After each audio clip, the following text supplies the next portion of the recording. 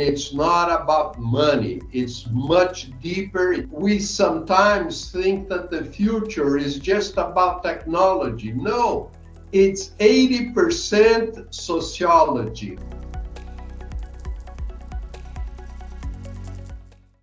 So, hi everyone, it's Samaya Sherbini from Opus Talent Analytics, and this is the Executive Corner, a podcast that focuses on the future of work. And it focuses on that from the perspective of executive and leaders who are very familiar with this space, be they subject matter experts, they're advisors in that space, or basically they have a point of view. The objective is that we guide business decision makers around why this is important and why this is going to be super important in terms of the evolution of business results in the short and midterm. Today, we're talking to Volney Faustini. Volney is one of the pioneers of telemarketing and call centers in Brazil. He now consults on areas related to leadership and marketing. However, he's also taken the route of focus on the future of work. And with that, he authored a book called Who Moved My Job? And he's also pioneered and founded a group of experts globally that call themselves a community, that call themselves the Future of Work experts. Group of experts from across the globe who have different points of view. They either come from the academic field, they come from areas that are very related to the future of work, or basically they're professionals who have witnessed and they have a very strong point of view, and so their voice is really is very important to hear. What Volney will try to do for us today is really tackle the point around why innovation has really fast-tracked this topic and has made it super important. He's going to shed some light around the areas. And if you'll remember, and if you'll have listened and viewed past episodes from the Executive Corner, you will have heard us talk about, will AI replace me? The daunting question, is this real? Is this not real? How true is it or not? We'll listen to Volney's point of view, and we'll tackle this topic to a relative degree. I want to start by welcoming Volney. Thank you for being with us in this episode. Oh, it's a pleasure. I'm really delighted to be with you, Somaya, and be part of your podcast, Executive Corner. And speaking about the future of work, I mean, this is just fantastic because this is something I've been talking in Portuguese since this is what we speak in Brazil. But as we have gone to South Africa and in other corners of the world, we want to really promote a more depth in the thinking and in the discussion of the future of work. So I'm really grateful for your invitation. Thank you. And so let's start with a simplifying question. What exactly is future of work from your perspective? Just, simplify it for us and give us your point of view. Okay, the thing that I think it's most important to emphasize is that work is different from employment. So we tend to go into a myopia, thinking that work resumes or consolidates only on a job, on employment, on being linked to a company. But work is much more than that, because work is also, there's shadow work where you do activities for your own sake and you don't receive anything about it. There's also the time for relocation to a new job that may go into a more enlarged period of time. So we really need to focus not only on jobs, or unemployment, but we need to focus on work as a general concept.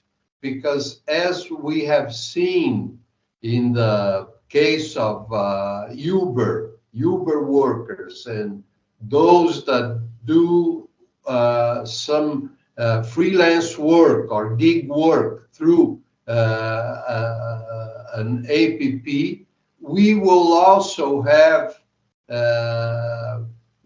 innovation in the technology sense that will break through the old patterns of work and of jobs and of role playing in the company. So I think we are in a time where we kind of feel afraid of what is to come to us. But at the same time, if we go into a perspective of hope and of optimism, we will for sure find ways to cope with all that complexity and with all that change. Okay, so you said a couple of really important things here. Let's break them down. So if we start with the difference between a job and work, and we think about what happened in the iteration of time when we had the pandemic, there were a lot of jobs that unfortunately were lost. There were a lot of people who decided that this is no longer the job for me. I'm not going to continue doing this work. I mean, people in the healthcare industry, people even, like you were saying, in services, different types of services jobs.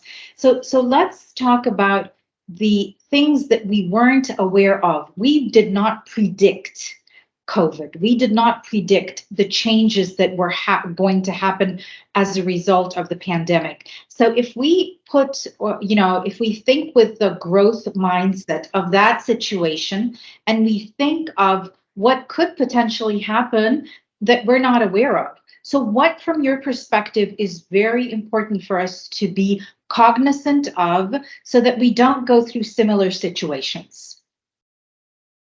Well, the COVID pandemic was just the first rupture into the old structure of work and employment. There's also a, a second factor that we must pay attention, which is the new generation. They don't want to go into the same pattern of work and routine and day to day, going into the job and getting from 9 to 5. And so we must pay attention to all those small ruptures that are really dismantling the old structure of work and of job and of roles. What does this mean? It means that we must have a perspective of the future. What will the future bring to us? What are the different scenarios? We must go into understand more about the complexity with different factors coming together and being combined and bringing change. It's not only one factor like pandemic, but it's also the pandemic, how the hybrid type of work brought about, work from home, spend 1 or 2 days in the office and having more freedom and being away from your team. We have to reinvent ourselves in the present, but it's much more important to look forward as more change will be brought about because of the different factors that we are already seeing, like artificial intelligence, work assisted with computer generative, So the global market, changing jobs and bringing people from other locations to work for your company. So there are a lot of factors. At the same time, for the HR people, we have a very challenging thing, which is that we are accustomed to what is the normal way of leading with the workers, with the employees. And we have to reinvent ourselves because everybody is reinventing themselves and wanting to have different kind of situations as to be in their office, how they deal with their partners, with their peers. So there's a lot of challenges that HR will have to be Yeah. conscious of and work towards it. Yeah, and you know the really interesting thing about the dynamics and the changes is that Gen Z is entering the job market this year. In the coming 3 years, they are entering the job market. By 2030, they will be 50% of the job market. So I guess to the point that you're saying around their needs, their desires, their style of working, what engages them is very different. So I'd love to hear a little bit more about what you meant by that. Well, if I understand correctly, uh, one perspective which we must pay attention and really learn about the startup ecosystems and environment. What the startups have shown us is that there is a way which we can challenge the young people from Gen Z to really commit themselves and engage themselves in a Mhm. project. So you can really motivate a young person if Mhm. you uh, uh, make him understand, to him a cause, noble cause that will really have his psychological being involved and engaged in that cause. Uh, it's not much about how do you want to work or with whom you want to work or with what you want to work. Yeah. Is much more about for what are you working? So Yeah. what is your dedication? What we will bring about in a overall cause and in a more overall engagement to really change the world in some specific aspect of his own interest. So we have to find a common denominator with Gen Z and really make that spark of fire for the work, for the cause. It's much more on a calling. It's much more on what their values, what they think it's important, than about money or about working conditions. Yeah. I think that we have, because of the news that we have read about Google and about these big tech companies, how they treat their employees, they permit them to bring their dogs or to have their child care just on the first floor, or have a ping pong table and things like this where they can rest and have a sofa and have a pop and a soda pop and so on. But it's much more than that. It's not just letting your workers bring their dogs to the company, to the office. It's much more.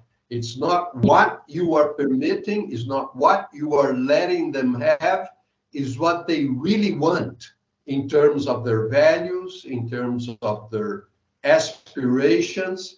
And once you have a common denominator, it will be a fantastic output and really a teamwork that will make the difference.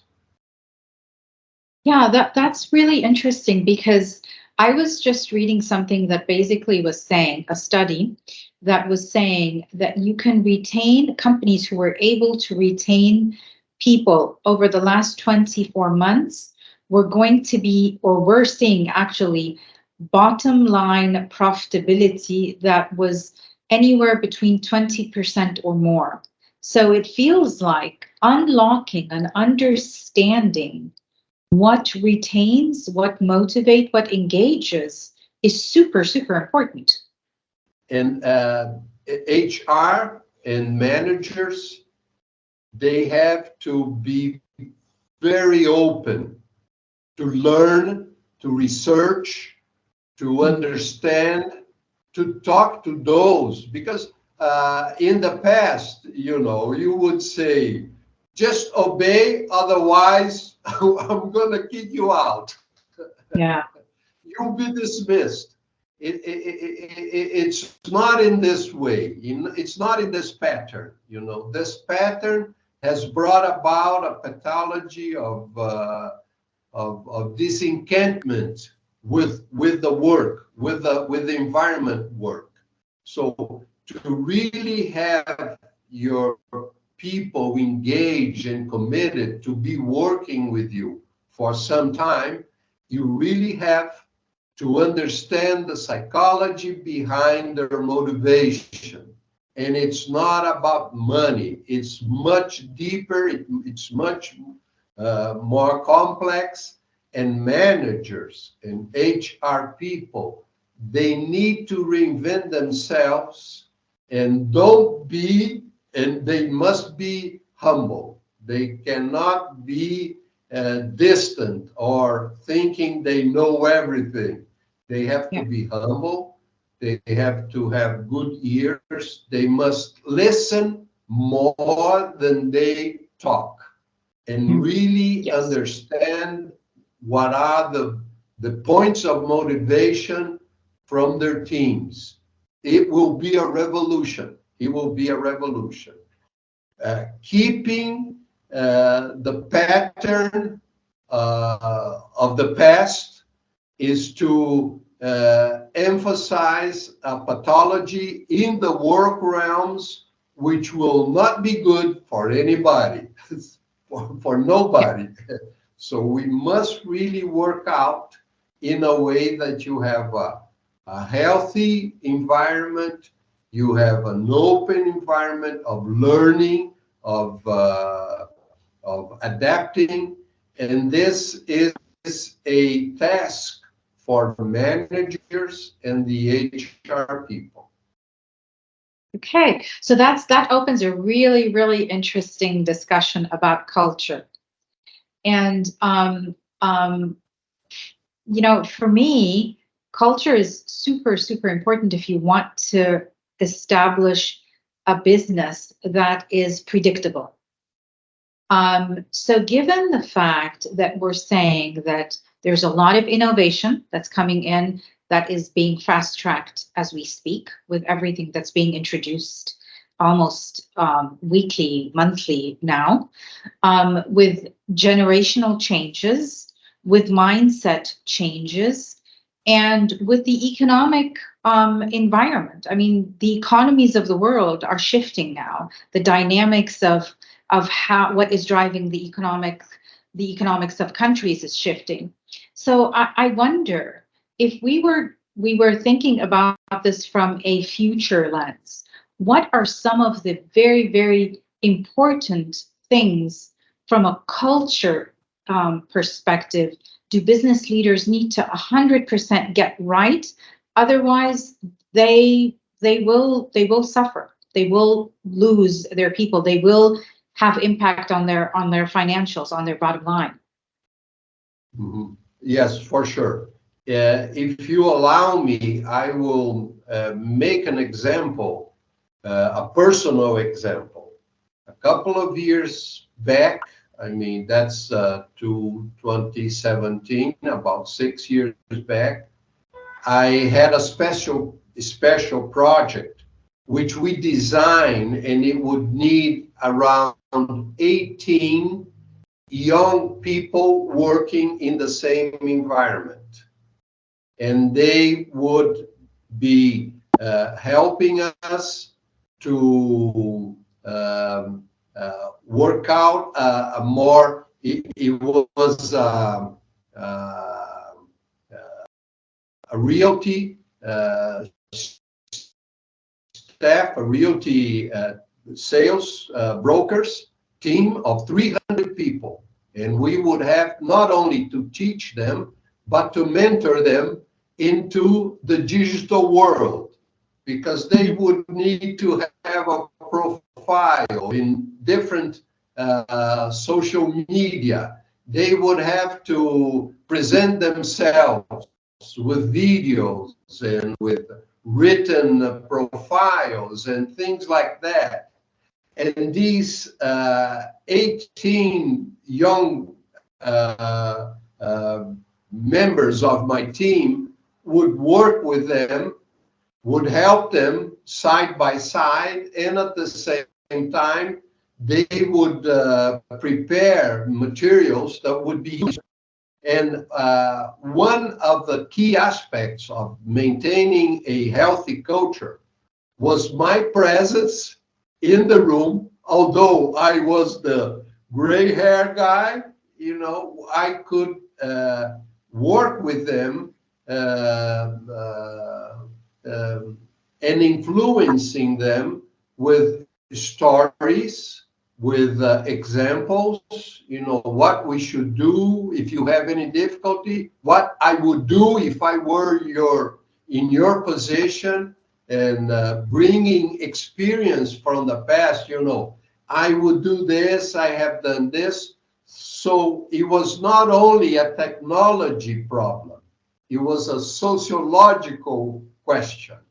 And we sometimes think that the future is just about technology. No, it's 80% sociology, how you lead with other people, how you talk to them, how you tell stories, how you work with examples that will really inspire them, will open their eyes, will make them laugh.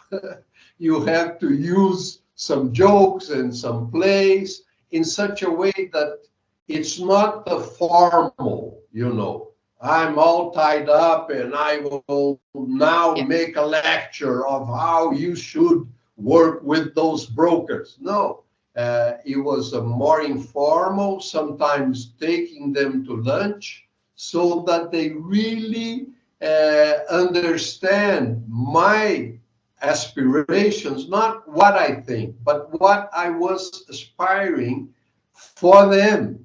And once we reached a common denominator, the things just went very easily, very at flow. That's so true. Some people say leading with the heart, right? So people connect to each Yes. other with their hearts, with their minds, of course, but there's also lead with the heart, and that's how connections happen. So if I were to ask you to leave us with 2 cents, a summary of the advice that you would give business leaders as they think about this very complex yet very important topic, what would your 2 cents be? Well, we don't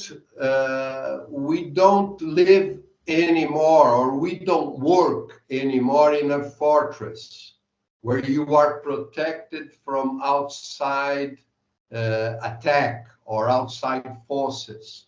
We now live in an open environment, and we must be also open in our minds to understand that it's our responsibility, first of all, to reinvent ourselves. And Yeah. to reinvent oneself, you have to have a future perspective. You have to look to the future and make the future change your present. You cannot rely on your past experience and think that you can repeat it again, because you are now in an open space, in an open environment. That's why I recommend be humble, learn from what from those that you work with, have an open mind to really develop yourself, make yourself grow, make yourself flourish with what the future is bringing to all of us. Amazing. Thank you so much for the last word. It's been very inspiring. I appreciate your time and your thought leadership. And what a beautiful way to end today's episode. Thank you for whoever is listening and viewing the Executive Corner. And we look forward to another executive thought leader who will come and speak to us in our next episode. So thank you for your time. I thank you, and my wish that the Executive Corner really flourishes with helping workers all over the world to really have their better future being constructed. Thank you so much. I appreciate it.